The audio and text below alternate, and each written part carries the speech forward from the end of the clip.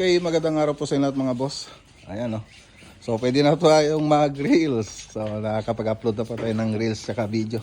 Ay, video di ko pa nasubukan. So kanina ko lang nasubukan. So update lang po tayo dito sa may modular cabinet na pupunta sa Puro Lingay project. So yan po yung update dito. Ginagawa na po namin. So double time po kami ngayon kasi may timeline. Timeline po kami dun sa Puro Lingay. So yan po yung framing ng modular cabinet natin.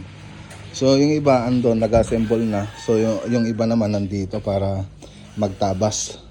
So tatabas po sila. Tapos yung iba naman pagkatapos silang tabasan, agingan po nila.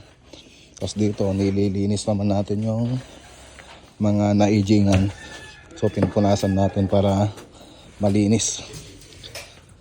So ito po yung mga ina-assemble nila. Okay, so pagkatapos natin may assemble itong counter, i-deliver na po natin para malagyan na rin ng granite countertop.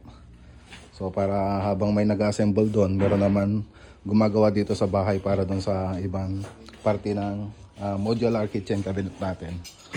Okay, so yan lang po yung update dito sa modular para sa Puro Lingay. Magandang araw po sa inyo lahat at God bless.